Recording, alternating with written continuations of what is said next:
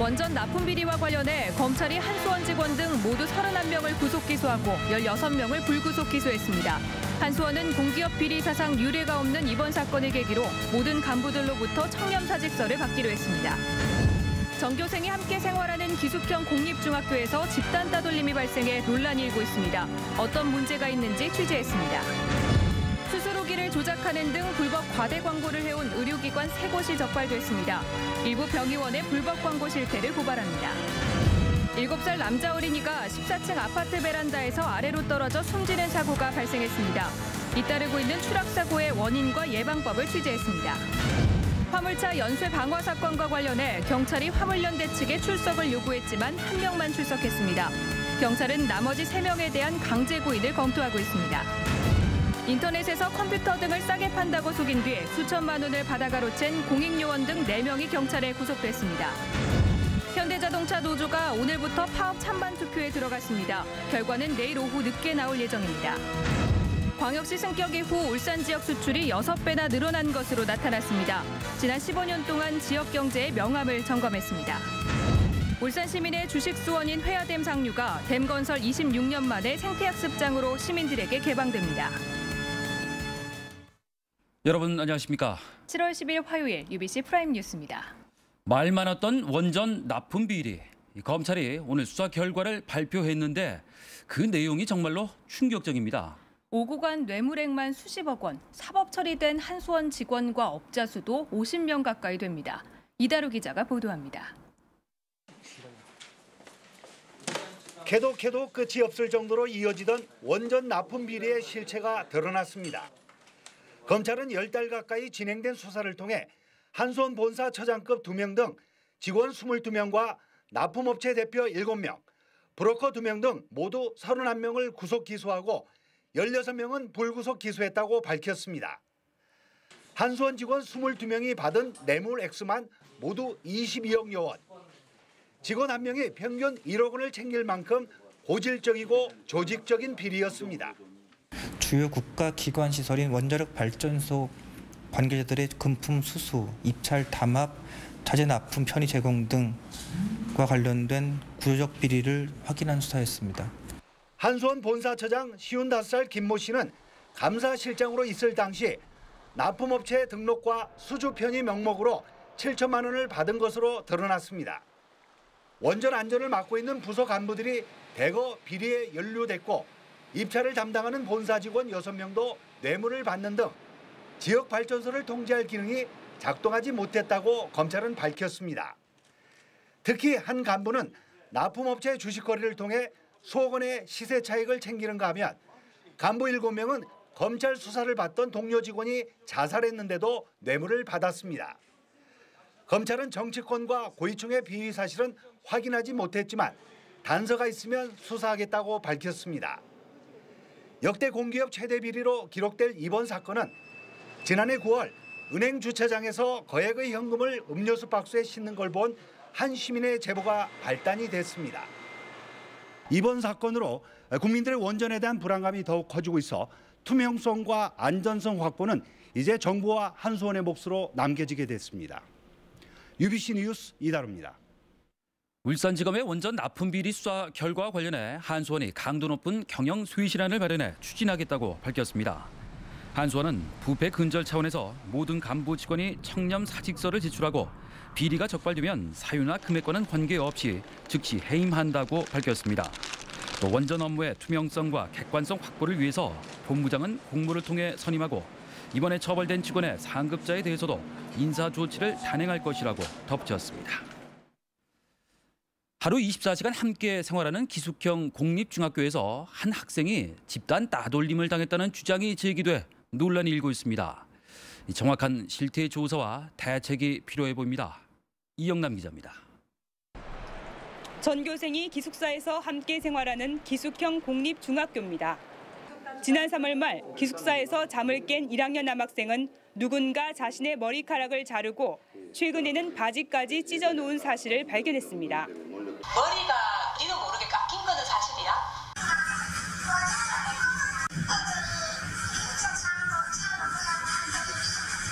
이 학생은 지난주부터 기숙사가 아니라 집에서 통학하고 있으며 부모는 전학도 고려하고 있습니다. 학교 측은 조사를 한 결과 이 학생이 언제 피해를 입었는지 기억하지 못하고 목격자도 없어 별 문제가 아니라고 판단했다고 밝혔습니다.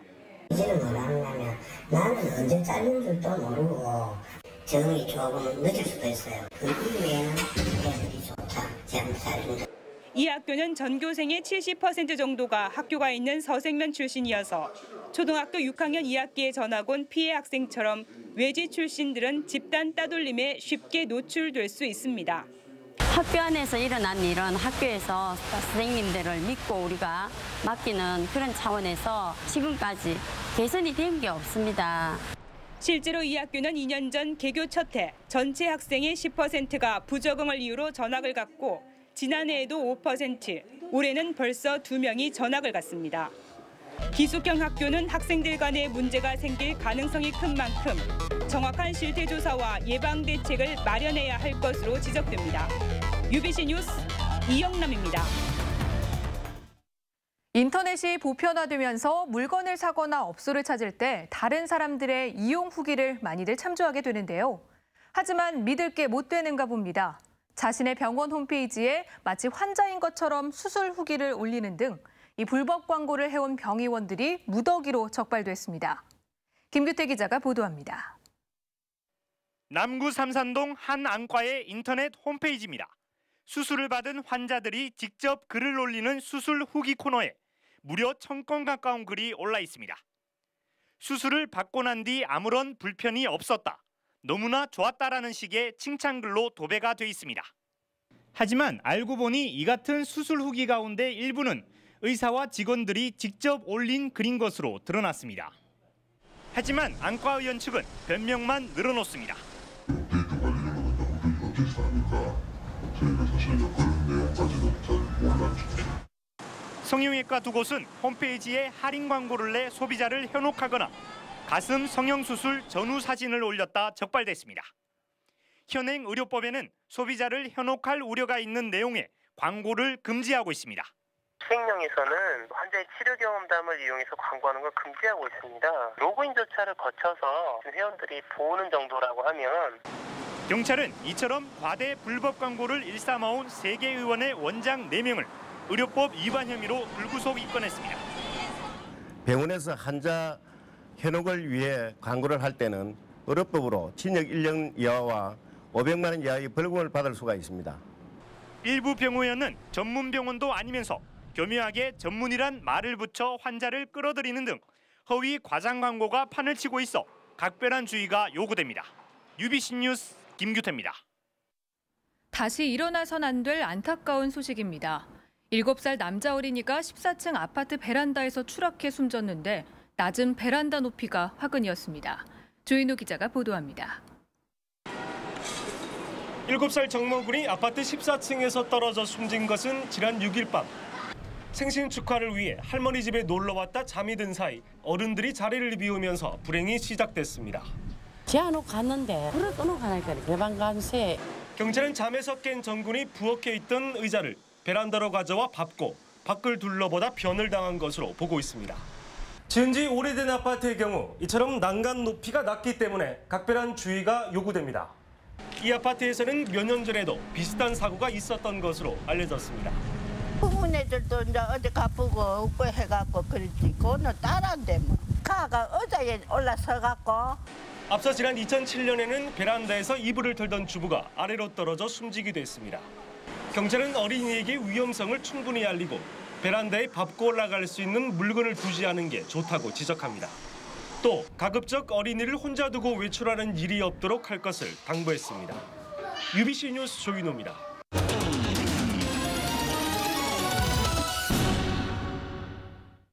울산의 식수원인 회야댐이 26년 만에 처음으로 시민들에게 개방됩니다.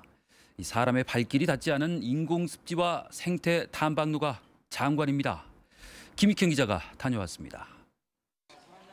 26년간 사람의 발길이 닿지 않은 회야댐 상류. 17만 제곱미터의 인공습지에서 수만 개의 연잎들이 장관을 이루고 있습니다. 바로 옆에서는 부들과 갈대, 갯버들을 비롯해 수십 종의 수생식물들도 자태를 뽐냅니다. 보기만 좋은 게 아닙니다. 이 인공습지는 생물학적 산소 요구량을 최대 59.1%, 화학적 산소 요구량은 최대 18.6%나 낮춰주는 것으로 확인됐습니다. 울산시는 수질 개선을 위해 7년 동안 만든 이 인공습지와 왕복 4km의 생태 탐방로를 시민들에게 개방하기로 했습니다. 전국의 댐들 가운데 이렇게 인공습지를 만들어서 생태학습장으로 개방하기는 이번이 처음입니다. 수돗물에 대한 신뢰와 환경도시 이미지를 높이는 데도 도움이 될 전망입니다.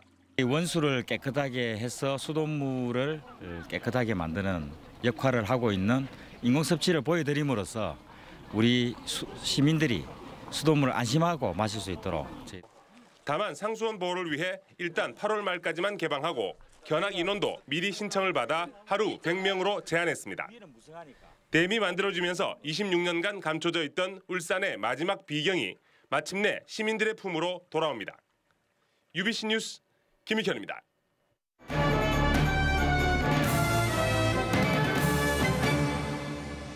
광역시 승격 15년을 되돌아보는 시간. 오늘은 경제 부문입니다.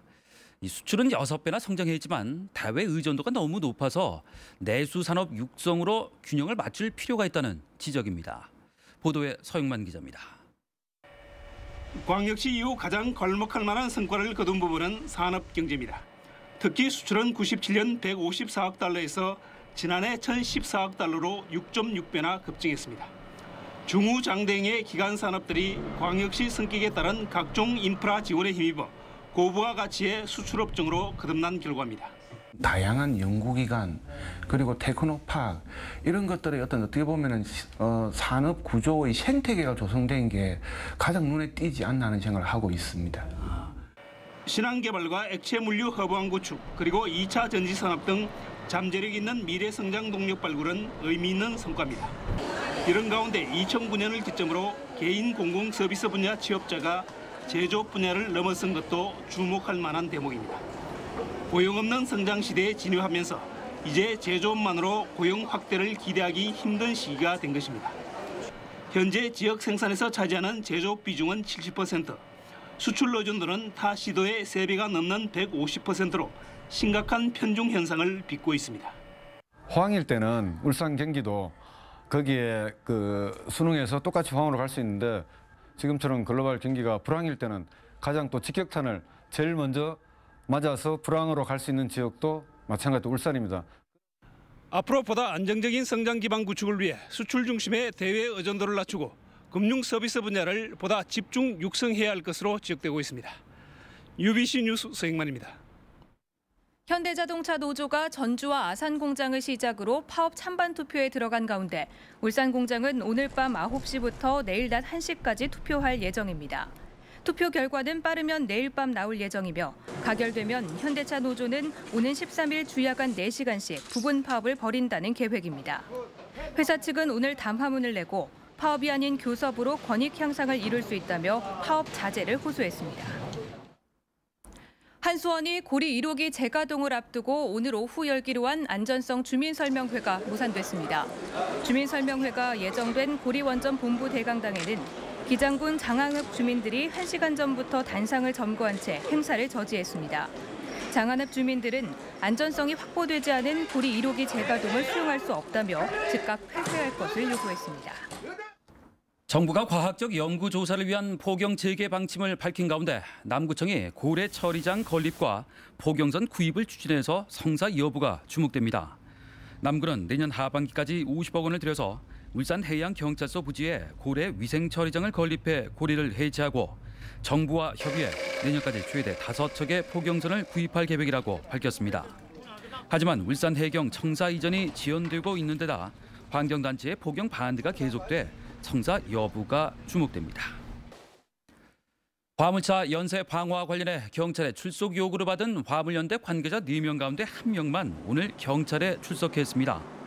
중부경찰서는 오늘 오후에 화물연대 부산지부 사무부장 42살 이모 씨가 출석해 조사를 받았지만 이번 화물 차량 방화 사건과의 관련성에 대해서는 전면 부인했다고 밝혔습니다.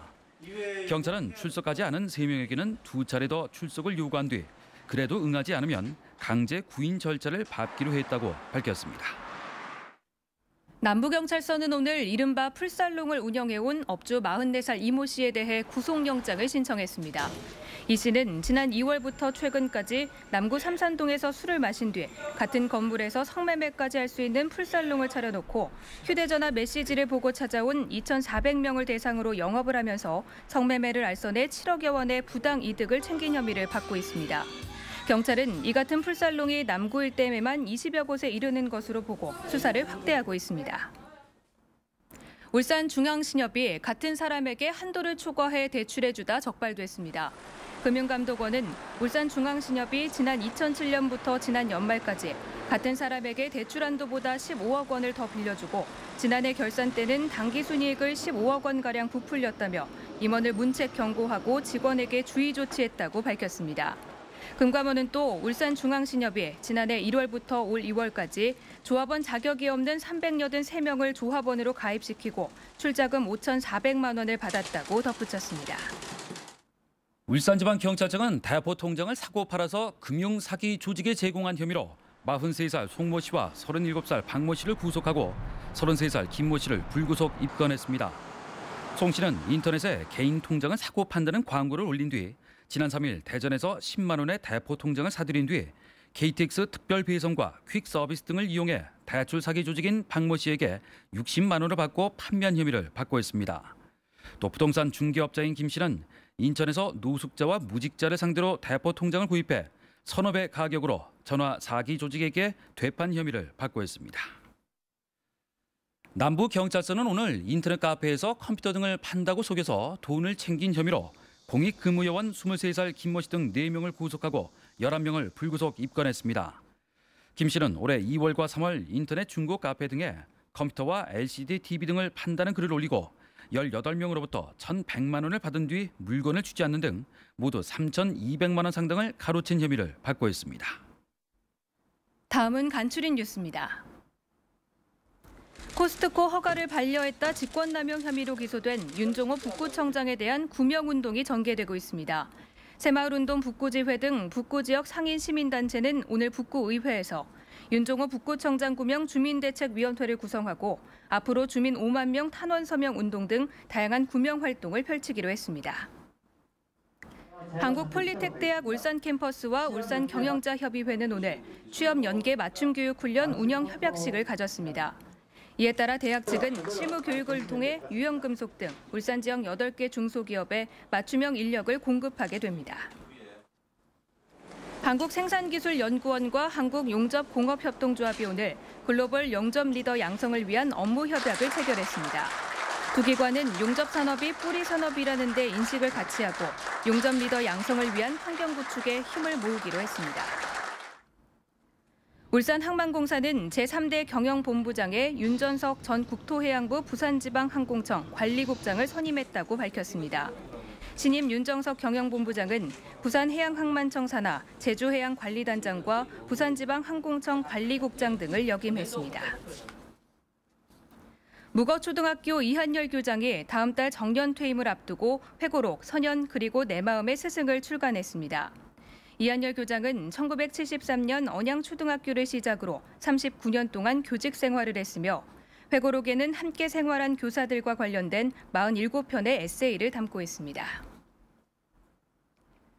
비가 곧 쏟아질 것 같은 날씨입니다. 성경 캐스터, 장맛비 언제 시작되나요?